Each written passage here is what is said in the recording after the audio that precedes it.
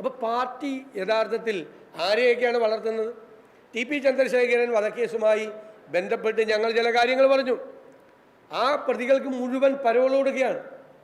ആ പരോളിൽ പോകുന്ന സംഘങ്ങൾ സ്വർണ്ണക്കള്ളക്കടത്ത് നടത്തുന്നു, കേസിൽ പ്രതിയാവുന്നു, സ്വർണം പൊട്ടിക്കലിൽ പങ്കെടുക്കുന്നു, മയക്കുമരുന്ന് പാർട്ടിയിൽ പങ്കെടുക്കുന്നു, മയക്കുമരുന്ന് കേസിൽപ്പെടുന്നു, തോക്ക് കേസിൽപ്പെടുന്നു.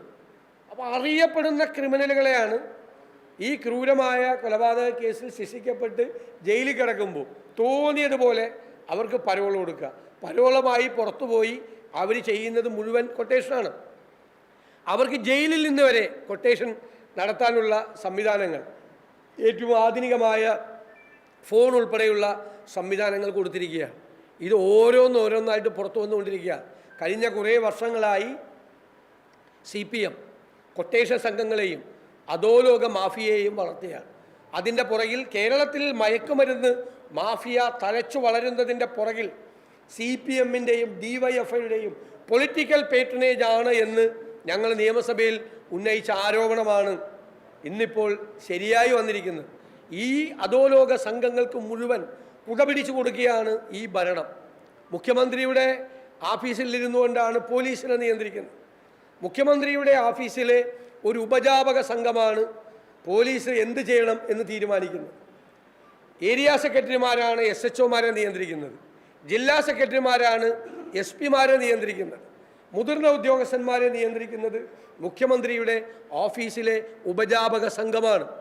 ഇപ്പോൾ കണ്ടല്ലോ, ക്വസ്റ്റ്യൻ അവറിൽ കണ്ടില്ലേ നിങ്ങൾ, ചോദ്യോത്തര വേളയിൽ ഒരു യൂത്ത് ലീഗ് നേതാവിൻ്റെ പേരിൽ വ്യാജ പോസ്റ്റർ ഉണ്ടാക്കി കാഫിർ എന്ന് ഇടതുമുന്നണി സ്ഥാനാർത്ഥിയെ വിളിച്ചു എന്നൊരു വ്യാജ ആരോപണം ഉണ്ടാക്കി പ്രചരിപ്പിച്ചത് മുഴുവൻ CPM നേതാക്കൾ. ഒറ്റയാൾക്കെതിരായി കേസെടുത്തിട്ടില്ല.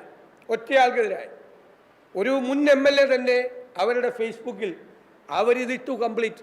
അവർ പ്രചരണം ഇപ്പോൾ അവർ പിൻവലിച്ചു.